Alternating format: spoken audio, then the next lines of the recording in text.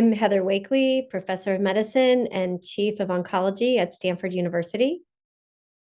I'm Julia Rocha. I'm a thoracic medical oncologist at Dana-Farber Cancer Institute. We're excited to talk through some of the top abstracts from ASCO 2024.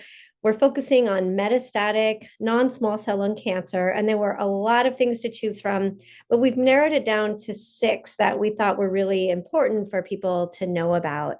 The first of these is LBA 8500, which was the EVOKE study with sacituzumab govitecan versus docetaxel. Thanks, Heather. I know we've seen a lot of interesting data in the last few years discussing the role of antibody drug conjugates in advanced or metastatic non-small cell lung cancer. So I think the sacituzumab govitecan data was certainly very much anticipated. We've seen positive data in previous conferences looking at datopotamab deruxtecan, which is the other TROP2 ADC that's been in clinical development, which demonstrated improved progression-free survival. I believe we're still waiting on mature overall survival outcomes. And here at ASCO this year, 2024, we saw the data for sacituzumab govitecan in the EVOKE-01 study. This looked at this antibody drug conjugate in a very similar patient population of metastatic non-small cell lung cancer, randomized against a docetaxel as the control arm. And here, unfortunately, this was an example of a negative study, in that the study did not meet its primary endpoint of overall survival. And indeed, even the progression-free survival was similar on this trial. Now, this study involved both squamous and non-squamous non-small cell lung cancer, but unfortunately, it looks like it is not in this population adding to survival outcomes versus docetaxel. So I think more to come in antibody drug conjugates, but certainly I think some caution we think about our future application of this drug in this line of therapy. Right, and caution in thinking about beating docetaxel, which remains unfortunately quite challenging in second-line treatment. Yeah.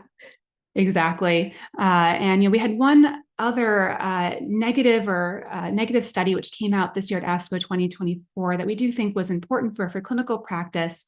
And Dr. Wakely, I don't know if you'd be willing to take us through the NRG LU002 consolidation data. So the NRG study, which was abstract 8506, was anticipated because it was looking at giving radiation consolidation after a patient had started on systemic treatment, really with that concept that if we've got an area or a few areas of persistent disease, if we could come in and do radiation for more extensive local control, the hope would be that that would have a longer term impact on the systemic control. And so patients who had already received about, I think it was 4 cycles of treatment and had up to 3 areas that could be a target for radiation, received that radiation, and then looked to see what those outcomes were. And unfortunately, it was not beneficial. And so really has us questioning the utility of this sort of an approach, which is still done quite regularly in practice. And so I think there were a lot of scratching heads as this was being presented, trying to understand how this concept, which just makes sense biologically, was so negative. And yet it was negative, and we're going to have to keep trying to understand what role there may or may not be for consolidation radiation in advanced stage non-small cell lung cancer. Despite those 2 negative trials, though, we did have a lot of positive trials. And most of those were in the realm of patients who had tumors with a driver mutation. And so one of the most interesting, I thought, was this long-term follow-up from CROWN. So CROWN was the randomized phase 3 trial of lorlatinib versus crizotinib. And at this ASCO, we had, with abstract 8503, incredibly long follow-up. This was a late-breaking abstract. And Dr. Rocha, I don't know if you want to talk through that a little bit more detail, but it was really impressive. Yeah, I agree. I think this is going to the far other extreme in terms of study outcomes. So the CROWN study, another very much anticipated presentation comparing lorlatinib to crizotinib in the first-line therapy of ALK fusion positive non-small cell lung cancer. And currently in our standard of care, we have 2 probably most frequently used ALK TKIs in the frontline setting, which are crizotinib and alectinib. I think there's clinical variability in terms of which of these 2 agents people use in their practice. They certainly differ in their side effect profiles quite substantially. And there's also been a question whether there was going to be significant difference in their efficacy profiles. So we don't have these two compared head to head, but now we do have the long-term follow-up of the CROWN data, which I think which compared this to crizotinib, the same control arm that was used for the earlier alectinib studies, like the ALEX study. And here, the long-term follow-up of lorlatinib showed a really impressive sustained survival benefit to first-line lorlatinib therapy. And indeed, at a 5-year follow-up at this point, patients had still not yet met median progression-free survival. And this can be compared to the outcomes on the crizotinib arm, where at 5 years, only 8% of patients were still progression-free. So really quite a substantial difference. Now, this was a significant difference both in patients without CNS metastases, as well as in those patients with CNS involvement. We think of our more later generation ALK inhibitors as having high potency against CNS metastasis, a very common issue in ALK positive non-small cell lung cancer. Certainly the benefit was even more pronounced in CNS positive patients, but either way, outcomes are very good. Now, the side effect profile is quite different, and I don't know if Dr. Blakely, you wanted to comment thinking about patient experience on this agent. Yeah, that was one of I think as the presentation was given, I think we could have highlighted some of the toxicity a little bit more. The ones that people are the most worried about are the psychological side effects, where some patients end up with significant mood changes, depression. It's rare, but it can be difficult to recognize and quite significant. So that's important. And as we think about a drug where, goodness, 60% of patients still on it at 5 years, I mean, it's phenomenal, but we need it to be tolerable. And then as physicians, we get challenged with managing the lipids and the weight gain. These can be really difficult for patients. It does seem like when you look at the cardiovascular outcomes, they're not as scary as we might have been worried about, given this degree of hyperlipidemia, hypertriglyceridemia. And yet it is something to be mindful about, and we'll just have to continue working on managing those side effects, given these tremendous outcomes for patients. Yeah. Yeah, and I really think, given this 5-year outcome, in my own opinion, I think we've moved our standard of care towards lorlatinib first line, and I think we're all going to get more experience with managing some of these, I think, less familiar toxicities, these neurometabolic and neurocognitive toxicities. I would emphasize that dose reduction does not seem to meaningfully impact efficacy of the regimen, and certainly can help with some of these toxicities if they're not manageable through supportive care. Speaking of supportive care and like how do we make things better for patients, one of the abstracts I was most excited about was the PALOMA-3, which was abstract LBA 8505. And that was looking at giving amivantamab in a subcutaneous versus IV formulation in patients with EGFR mutant lung cancer. And that study, that was really well done. I mean, they looked at the pharmacokinetics, which didn't change with the different patterns of dosing. They looked at toxicity, they looked at efficacy. None of the efficacy parameters looked worse with the subcutaneous formulation. In fact, some even looked a little bit better, which I wasn't really expecting. Many of the toxicities that we deal with, the cutaneous toxicities, which are very difficult, the edema, those are all the same, but those infusion-related reactions, which make the first 2 days of amivantamab really rough for the infusion teams, that almost went away. And so that was really fantastic. They also showed some intriguing data that maybe some of these venous thromboembolic events, that incident was a little bit lower, but also talked about the importance of prophylaxis preventing that particular complication. Yeah, no, absolutely agree. And I think dose infusion reaction cycle 1 can be a real challenge logistically in the clinic. And this is very promising in improving the ease of administration and hopefully improving the patient experience receiving this agent.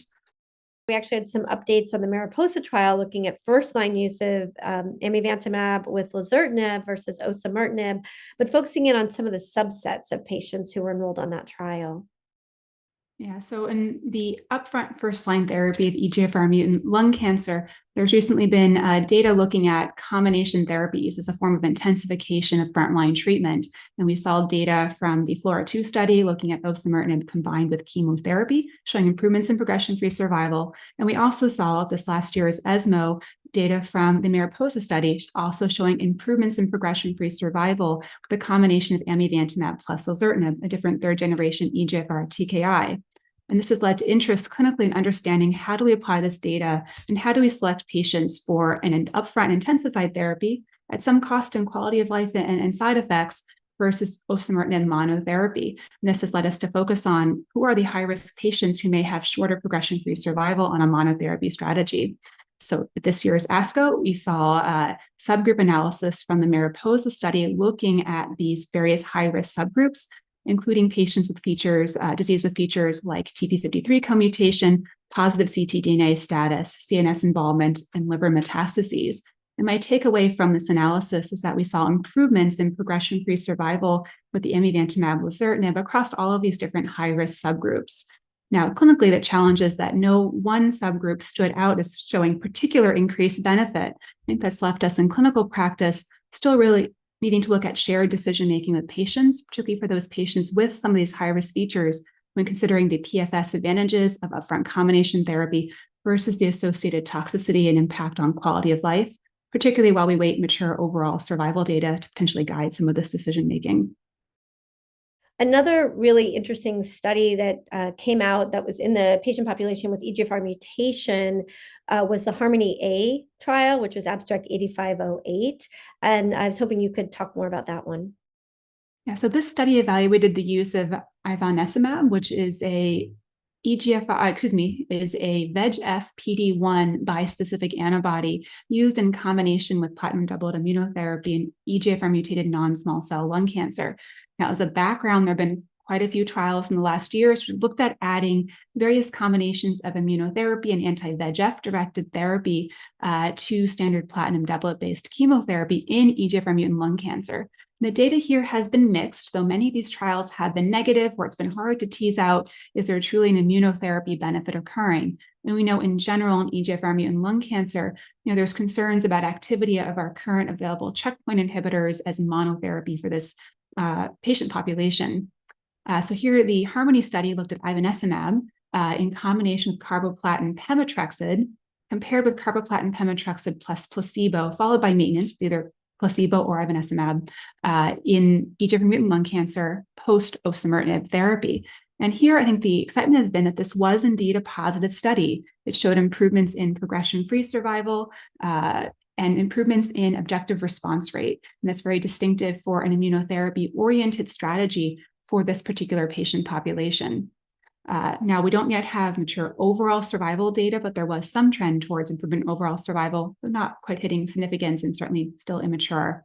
Now, I think there's still some things to be teased out in this study. So, for example, how much is a VEGF effect versus an immunotherapy effect? We know anti-VEGF directed agents are certainly an active therapeutic in EGFR mutant non-small cell lung cancer. I think as we see longer term follow-up, if we understand the durability of these responses, it may give us some hint as to whether we're getting immunologic effect. And this study is ongoing now, not just in, this was a Chinese cohort in Harmony A, but now in a more global population. I think you raised some great points. I think where we've had these trials that were chemotherapy plus or minus just a checkpoint inhibitor alone, they've mostly been negative trials. But where we've added in that VEGF component, it has been positive. But what we haven't really done is ask the question of chemo, VEGF plus or minus the IO component. And so there are some of those trials ongoing, which might shed more light. And then there's also the question is this bispecific in some way better than giving those two components separately? So some questions to still be asked, but really encouraging data. Now, I know we're focusing on advanced stage non-small cell lung cancer, but it's really hard to ignore some other data that came out in the EGFR patient population at ASCO. And that was, of course, LBA4, which was the LAURA trial for patients with locally advanced metastatic or locally advanced non-small cell lung cancer. And for these patients, after they got their definitive chemotherapy and radiation, the study was randomizing patients to get osimertinib kind of indefinitely or not. And the group getting the osimertinib, the hazard ratio for disease-free survival, I think was at 0.16. I mean, absolutely phenomenal, got a standing ovation.